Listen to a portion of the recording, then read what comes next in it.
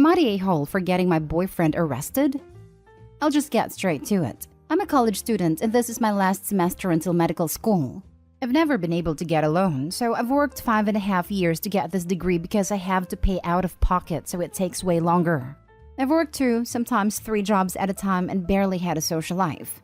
For this upcoming semester, I reached my goal for tuition, so I quit one of my jobs so I could relax a bit.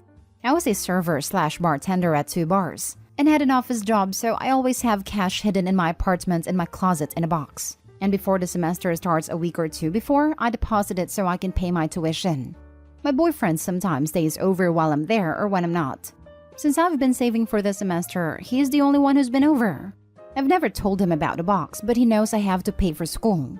Well, yesterday night, I got home to put money in the box because I was gonna deposit it today and it's all gone. I freaked out and tore my apartment up, thinking I put it somewhere else knowing I didn't. I called my boyfriend like crazy. No answer. I didn't sleep last night as I was panicking. Then this morning he finally calls me back. I'm yelling at him about my money and he's acting all confused and like I'm crazy. He comes over and I'm still angry. After a while, he finally admits he took it so he can borrow and that he'll pay me back.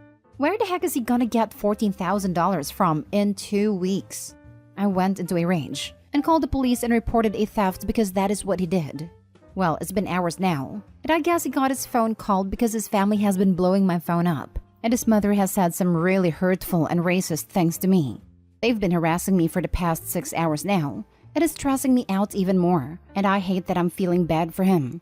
But he stole my money that I've been saving for months.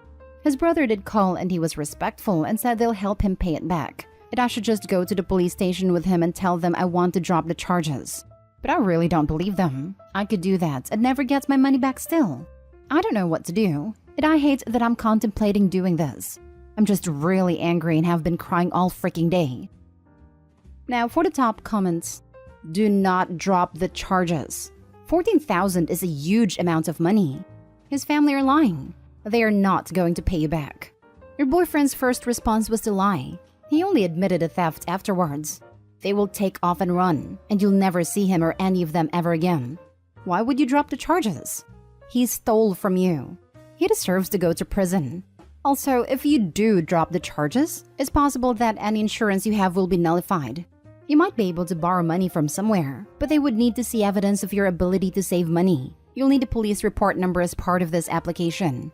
If his family are banging on about paying the money back, tell them that they can sell one of their cars ASAP and pay you back, as courts usually charge interest on money judgments. Not stay home. Not stay home. Break up. Press charges. Get your money. Stop keeping $14,000 in cash in your closet. I'm not saying she deserves it. She clearly doesn't. But it seems like an unnecessary risk with no upside. Not stay home. Very sorry that happened to you. You could tell them you'll drop the charges as soon as you get your $14,000 back. And then don't drop the charges. Just block them all and move on. Do not drop the charges. He stole from you and you have no guarantee that the money will come back. If his family really want to help, they can pay the money back to you so they can tell the judge he has made restitution for a better sentence. The trust in this relationship has gone out the door and it is over. Block his family on your phone. You do not need their abuse. Before you do, if you have any messages from them, save them and ask the police for an apprehended violence order to prevent them from mistreating and threatening you. This. OP, please pay attention to this. Also, I'm so sorry this happened to you. In addition to dealing with the police, etc., reach out to the administration at your school and let them know what happened. Hopefully, they'll be compassionate. And at the very least, defer your tuition payment date so you can start classes as planned without paying late fees on your tuition. Who knows, maybe there are scholarship dollars or a bursary they can help you out with. Also, I am so incredibly proud of you. Working your way through school like that is not easy, and you did it. I've already made an appointment with my advisor and financial aid for Monday. I'm hoping they don't drop my classes. Thank you for the kind words. It's been hard, but I know the end result will be worth it. Next story. Am I the a-hole for calling my ex-wife spiteful, selfish jerk after she tried to convince me to sell our late son's apartment? I'm 54 male, my ex-wife is 52 female. We have been divorced for over 15 years. We had a son together, Michael, who passed away this May at 22 years old. He was a firefighter and died at a job. Michael's girlfriend Ilhan is 21 female and is pregnant, due in October. Her very conservative parents kicked her out for getting pregnant outside of their religion. My ex was never fond of Ilhan and very reluctantly agreed to share the cost of an apartment with me when I said we should help them out with a deposit and the first few payments for their own place. This was just weeks before Michael died. Ilhan stayed in the apartment after his death. I told her already I'd help out in any way I can. My ex approached me a few weeks ago and asked me to sell the apartment and get our money back. I told her Ilhan really needs it and deserves our help. We both have more than enough money. My ex asked me to sell many times in the past few weeks. Last week, we got into a fight about Michael's estate. She wants to sue Ilhan because she doesn't think she should get anything. She again asked me to sell the apartment. It's still in both our names. I told her I'll just pay her for her share of the apartment and let that be. She gets her money then. But she said she doesn't think Ilhan should have the apartment. I told her she's a spiteful and selfish a-hole who cares about the money, and not her daughter-in-law and grandkid who literally will never know his dad. She cried, called me an a-hole, and said I am insensitive about her loss. Not a-hole. Morally, and I'd imagine legally, Michael's unborn child is entitled to Michael's estate over anyone else. The estate, yes, but the apartment is in my ex's name, so it's not part of the estate. Morally, it 100% belongs to Ilhan and the baby. Not stay home at all. You even offered to buy your ex out so you can protect your daughter-in-law and grandchild. If your ex doesn't take you up on that, it will be fairly obvious that is not actually about the money, but about your ex's prejudice towards Ilhan. Hasn't Ilhan been through enough? Kicked out of her family, lost her partner while she's pregnant. Now your ex wants her to be homeless? That's messed up. You are a wonderful father, and you are honoring your son's memory by helping out Ilhan.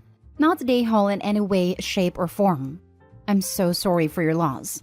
I really hope that having Ilhan and your grandchild in your life will be a healing presence for you. Thank you. She's an amazing young woman, and I'm sure will be an exceptional mom to a lucky little one. And you, sir, will be a great grandfather to your grandson. He will grow up knowing that his grandfather will always have his back and protect him and his mother. He will love you and look up to you. Not a-hole, brother. Your ex is either really going through it rough or they're truly awful. I hope it's the first one. I got no context for losing an adult child, but my intuition is that if I lost someone like that from my life, and the person they loved can still be in my life, I would take that opportunity all day and twice on Sundays. I would cherish it. Losing Michael was by far the worst experience of my life, and I can say with complete certainty that nothing will ever come close. Having Ilhan here, having had her support through this time, has been life-saving. And knowing that in a few months, a little bit of my Michael will come back to life, makes me completely smitten. Next story is titled, Am I the a-hole for refusing to put my fiancé on the house title after he kept handing me empty pens as a prank? I, female 34, have been with my fiancé, male 37, for 3 years. Getting married before the end of this year and recently moved in the house that I inherited from my mom. The house is in my name, and it took a lot of talking and convincing from him to have his name on the title as well. Now, honestly, part of me doesn't think this is a good idea, at least not right now. Maybe after marriage? But anyway, I've decided to go ahead and put his name on the title so he could go ahead and start contributing towards mortgage more and lighten my burden a little bit. We've made appointments, decided on which form of ownership we were basing this on. When it was time for me to sign the deed, my fiancé stopped me and gave me a pen saying this pen was his lucky pen and told me to use it to sign the deed. I took it and tried to sign, but turned out it was empty. He was like, "Oh, I must have forgotten," while laughing, and then pulled out his other lucky pen. I took it, tried to sign, and that one too was empty. Honestly, seeing how he was laughing, I figured he was messing with me, but he swore he wasn't, and pulled out another one of his lucky pens. I tried that one too, and it was empty.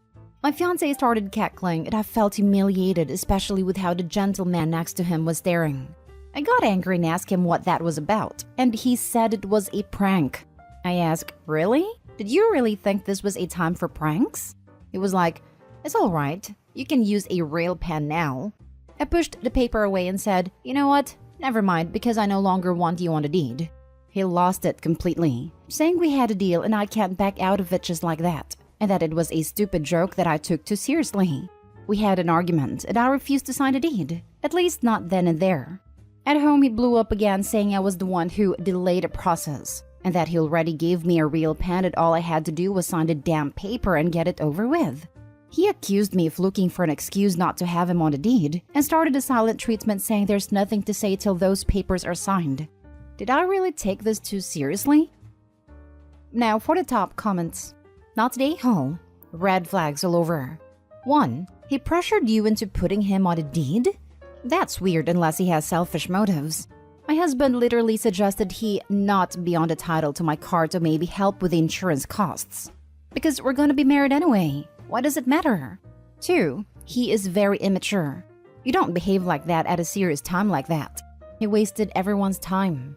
3. He blew up at you for correctly chastising him instead of acknowledging his own fault and apologizing. 4. He's giving you the silent treatment, which is an extremely toxic thing in relationships, and yet again immature.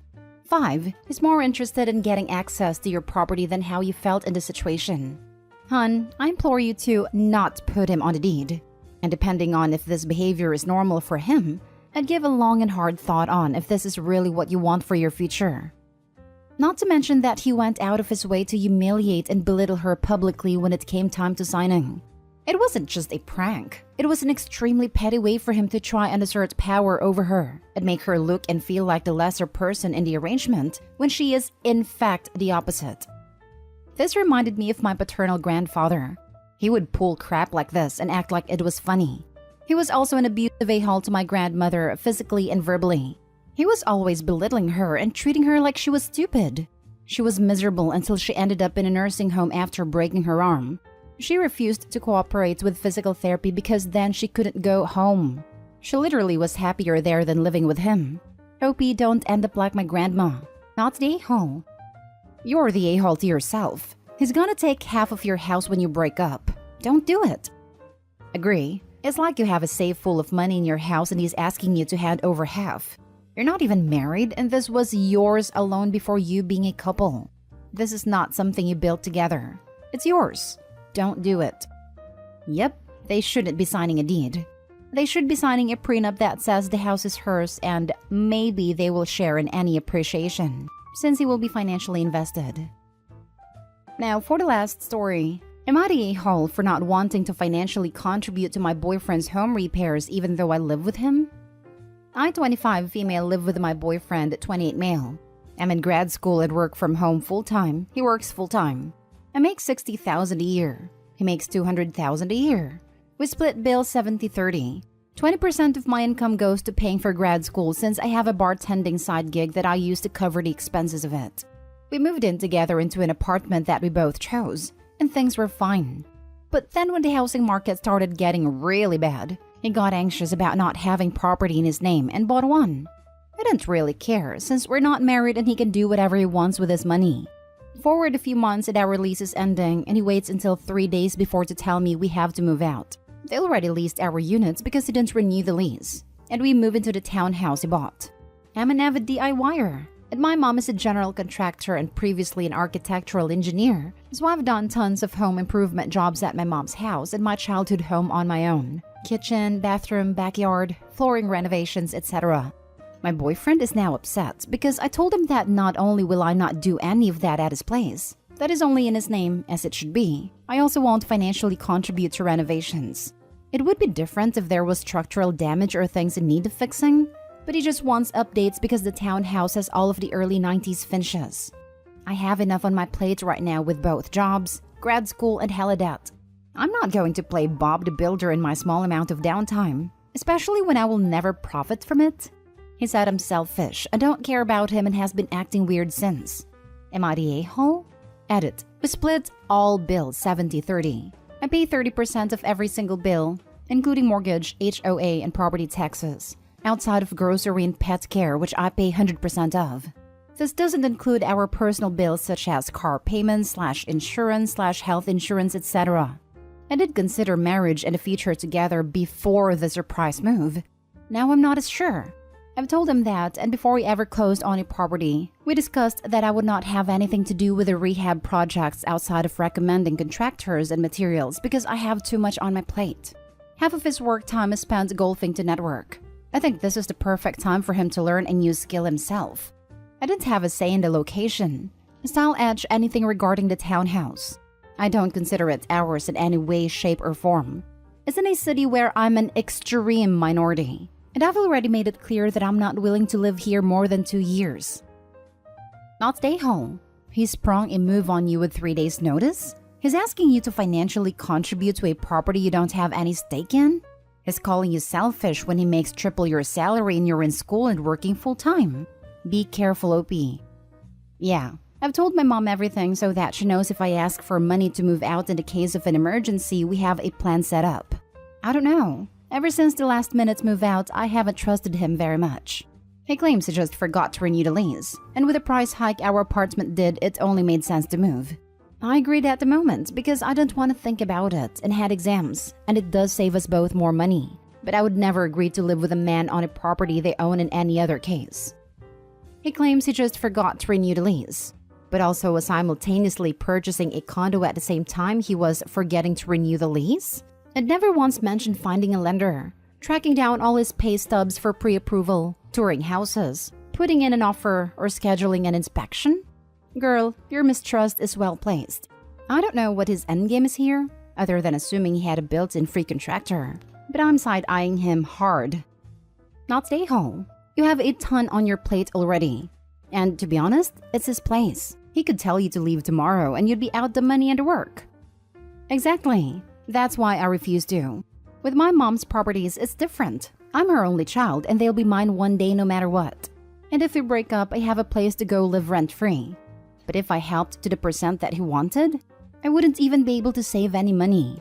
It would literally leave me with less than $250 a month to spend.